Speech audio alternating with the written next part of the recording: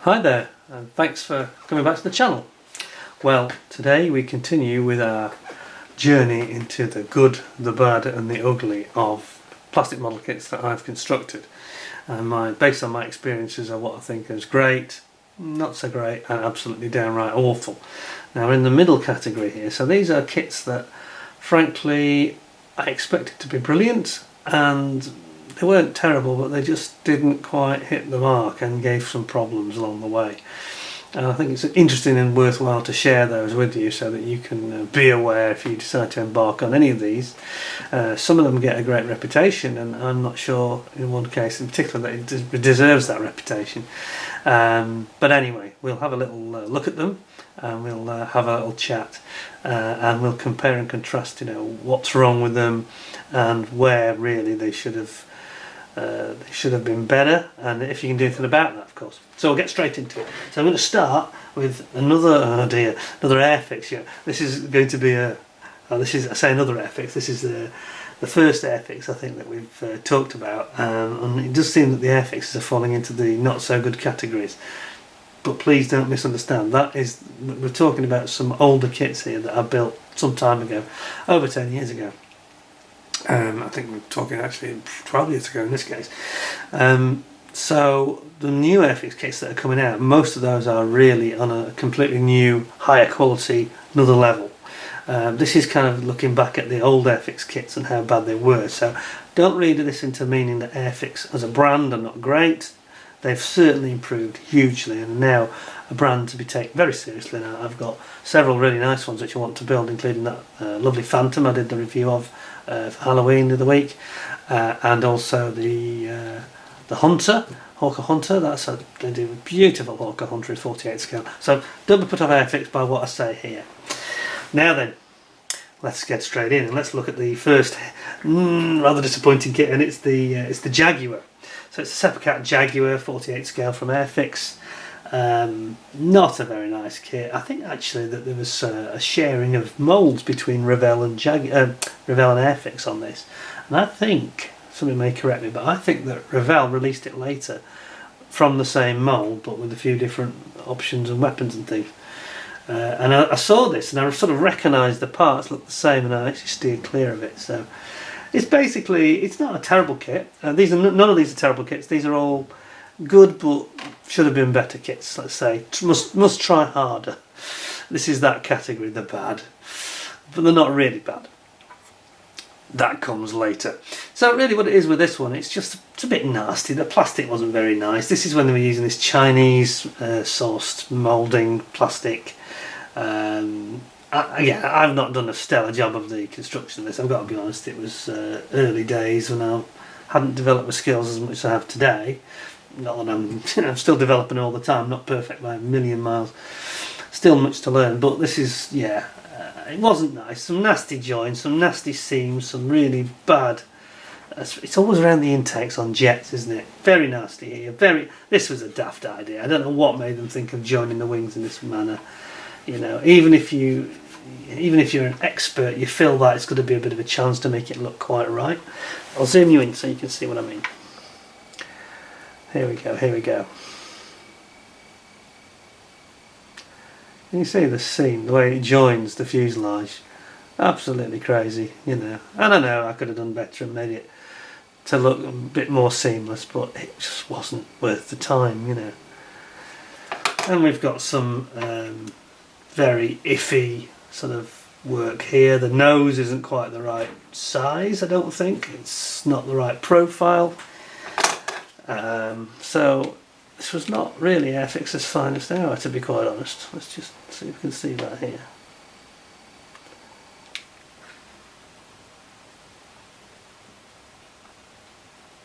Yeah, the nose is not right. It's not right. I think the car behind's causing focus issues, but it's a bit nasty, really. It could have been a really great kit. Also, the undercarriage legs are not great in terms of the location. They don't have a very positive fit. Just a bit old school Airfix. I'm going to put that on one side. Avoid that one, I think, to be honest. Obviously now you can get the Kitty Hawk kit, which is better, but still not perfect. Has got some issues as well. I've not built that one, but I've been put off it because I've heard, again, it's this sort of same category. It's good, but it's not great. Bit of mixed reviews. Anyway, moving on. Next one, disappointing. Hasegawa Hawker Typhoon.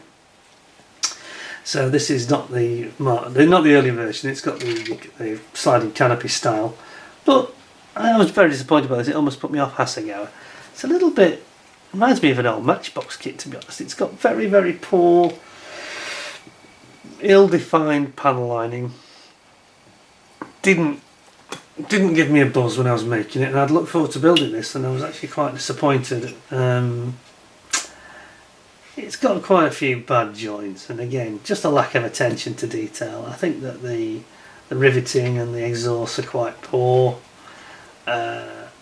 I mean, compared to the stuff that's coming out now, for example, there's a new, I think you get a new Edward version of this, and certainly the Tempest has come out, several versions of the Tempest. And in terms of the surface detail, you know, it's vastly superior to this. And it just, I look forward to doing this, and when I actually built it, I just found it a little bit hard work and didn't float my boat. And even if I'd done more work myself in terms of finishing, I don't think it was ever going to look that spectacular. And a bit of a fail for Hasegawa. There was also a horrible seam there, which I did try to fix. Didn't do a very good job. Again, it's over a decade ago, and I needed to improve. But even so, it's a bit nasty, to be honest. So again, we'll move that to one side and forget about it. Now then, we're coming to three kits that really should be a lot better than they actually are. The first one is Fujimi. It's a car. It's the Brabham fan car, a magnificent actual subject. This was the 1978 creation of the brilliant car designer Gordon Murray in Formula One, who had a problem whereby his team Brabham were running this big flat 12 engine at the time when Colin Chapman had invented aerodynamic ground effect, which relied on tunnels either side of the monocoque of the car. And of course Chapman was running the Cosworth DFV engine, which was narrow, completely unlike the engine that Murray had. So Murray wasn't able to harness ground effect like other teams. So he came up with this idea of instead sealing the car with skirts, as the other cars had done, like Chapman was doing, but to maximise the poor aerodynamics around the engine, he fitted a huge, great fan on the back, which we can see here. I'll bring you in. And this fan created, you know, hundreds and hundreds of pounds of thrust, basically. And you can see the sealing skirts here underneath. So there was no air was allowed to escape. It came in, it was thrust out the back, out of this fan. And this sucked the car down and gave it downforce, which, to be honest, was, on the face of it, that's a little bit naughty. That's not really within the spirit of the regulations, but actually no moving aerodynamic devices were allowed, but he claimed it was for cooling the engine. It was an engine cooling device with the bonus of giving some grip. Very clever, very clever. Anyway, getting back to the kit. The Fujimi kit, of course this car won its first and only race, and then because of pressure from the other teams, Bernie Eccleston, who owned Brabham, made sort of asked Murray to withdraw the car. They didn't race it again, but it won the race. It beat the Lotus 79, which was world beating and conquering everything that season. But they all complained, of course, it was spitting stones at them and all sorts, and on safety grounds. And the fact that nobody else wanted to have their own fan systems, which would have been dangerous, because, you know, if the fan suddenly failed, this thing would be cornering 20%, 15-20% quicker than normal. A bit dangerous, you know. Anyway, the kit, the Fujimi kit, is actually quite a decent kit. The reason it's got into the bad category is really because of the skirt design, which is very, very poor. I'm not going to point or touch it too much because they'll just break off. Not very well thought out at the end of the kit, and the worst thing of all is the decals. Fujimi decals are some of the worst you'll encounter on kits today. I mean, this has got lots of complex shapes where you need the decal to conform and go around these corners. These are very, very inflexible decals. They're quite hard. They're not very elastic, and I had the hell's own job getting these decals on. You can probably tell there's one or two where it's just cracking or maybe showing signs of stress, and you can get aftermarket ones now. So it's not a bad kit, it's a nice kit actually, and I enjoy building this tremendously. But you've got to replace the decals if you buy this kit, because they're shocking, the ones that come in the box.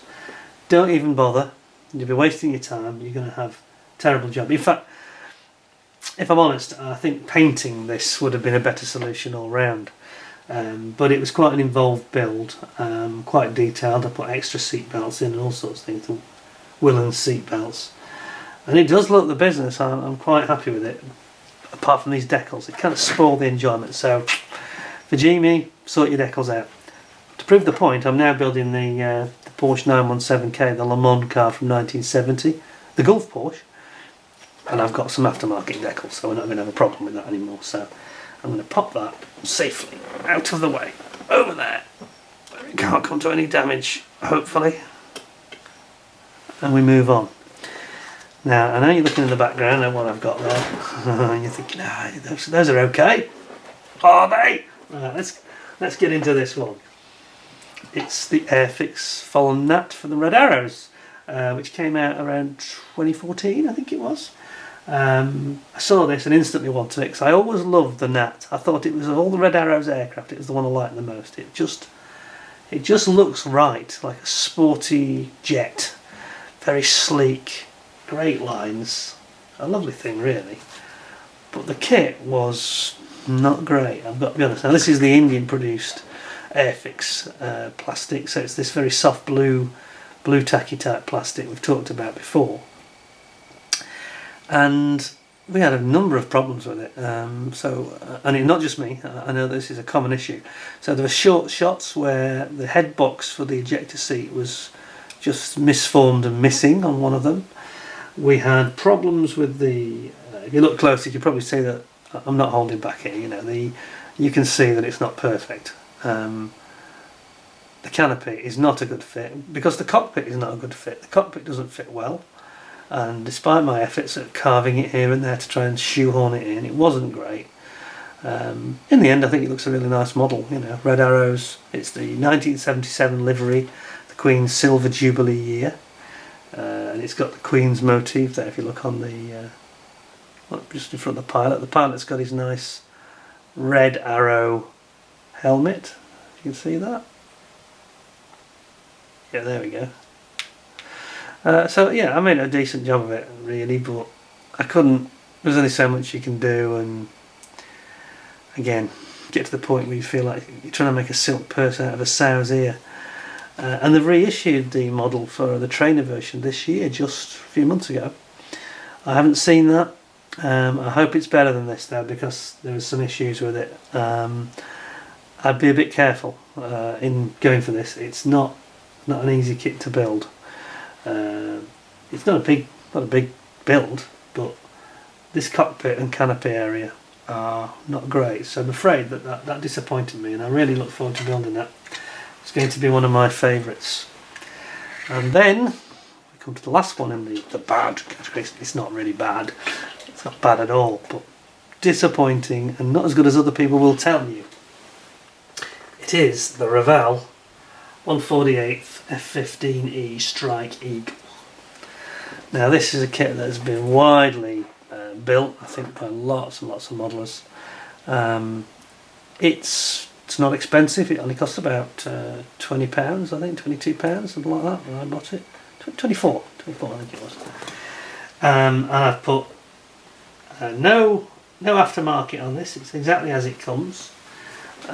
Built from the box. It's intriguing because, again, on the sprue I think it looked okay, it looked really nice. Now I haven't got to town with the weathering and finishing on this because I was pushed for time when I built it, but we have problems that run into three specific areas when you're in construction, and they are fuselage halves, the nose. It's got this, a lot of manufacturers avoid this now. Instead of having an entire fuselage with a nose with two halves, it's always difficult, and this was really tricky to get right. It wasn't a good fit together. I had to play with it and shave it and fill it, and it was a bit of a nightmare, to be quite honest. And then that's before we even got to the intakes, because what happens is it actually slots together. You've got like a front section and a mid section, and I don't know if I can get this in the camera well. You want to see me, you want to see the kit. Here we go. So we have a join here, just ahead of this intake, behind the navigator's seat. Try to get this in as best I can. There we are. Right. Just ahead of where it's got the remove before flight. Here there's a join. That's tricky as well. And now I'm pointing it out, you can probably see it here. Now that's tricky. So you've got this nose section, and yet it's got the two halves of the nose. So there's no real benefit in having this nose section separate. Then you've got the intakes, which were a bit of a pain in the backside, to be quite honest. See if I can give you a close in view of that. They were tricky. They were very, very tricky indeed. And getting the alignment and getting it to look right, and I had to use some filler with these intakes. That was really tricky. Where the CFT conformal fuel tanks meet it, that wasn't a great join. And it's just typical of sort of your Revell Airfix of this era. They're a little bit challenging. And then the worst thing of all, actually, is around this back end. You can still see I've not quite got it perfect. You can see the join of the top and bottom mould of the fuselage top and bottom sections there, where the sort of day identification light is on the side, the day glow. Yeah, it's not very nice. And again, I did a lot of work around this, sanding it, filling it, and on this side, same exactly on both sides.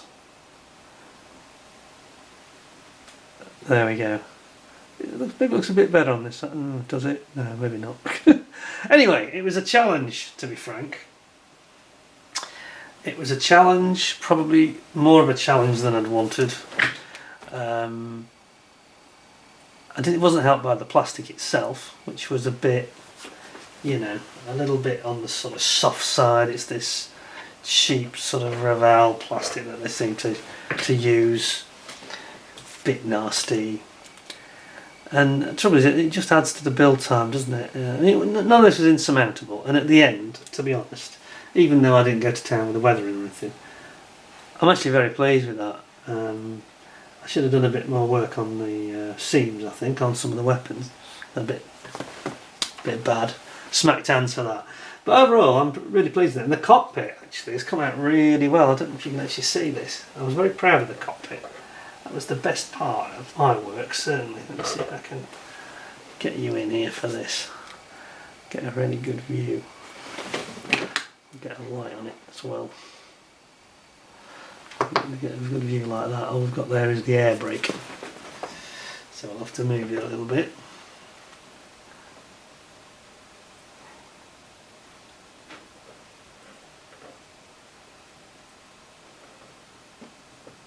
How's that? Better? Right. I don't know if we can see. Yes, get some light in there. It came out really, really well, the cockpit. I was very pleased with it. Something has just fallen off. I don't know what. What was that? There was that sound of something falling. How strange. I can't see anything. It's odd. Something sort of slipped over. But anyway, it's come out well in the end. It looks pretty smart, I think. But it was a trial along the way. It was challenging. So there we are. I mean, long story with this, I won't bore you with, but I shouldn't moan that much really, because I didn't actually pay any money for this. I actually did a swap for something with the model shop. Long story, but yeah, It looks a nice Strike Eagle now, and I did the engines in a way that was I studied these engines very, very carefully, and these are not aftermarket, as you might be surprised by. These are actually straight out of the box, so it worked out pretty well in the end. I'm just going to try and move the model back into the centre of the image.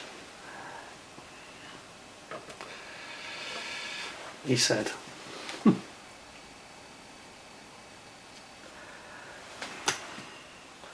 So there we go. So those are not aftermarket. That's actually the parts in the kit. Oh, and that was the other thing. These actuator rods on the actual afterburner ring on the engine, they were very, very nasty. They were very badly formed, a lot of flash, and this took a lot of time because, as you can see, there's a lot of them. And it just looked like a kit from, you know, I think it was dated 2008.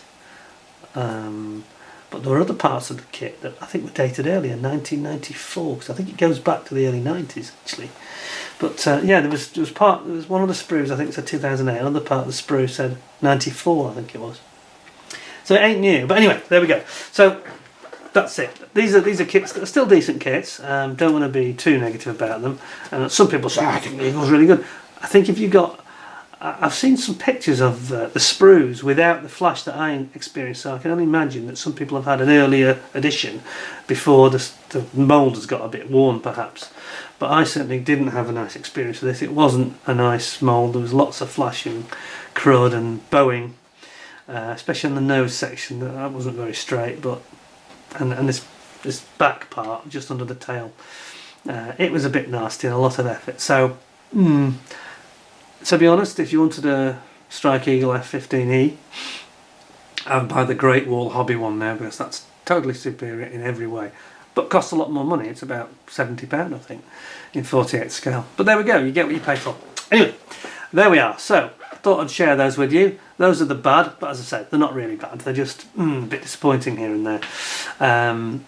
And the next episode, of course, next thrilling episode, you'll be able to see the real turkeys. There's only 3 of them actually, but they're real turkeys. Horror upon horror. But anyway, hope you'll join us for that. And obviously we're not getting Telford this year. I thought I'd do this just to share 1 or 2 of my own experiences of building them. And hope you all stay safe in the meantime.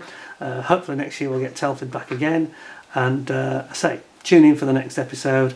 And in the meantime, stay safe, look after yourselves. Thanks for joining me. Bye for now.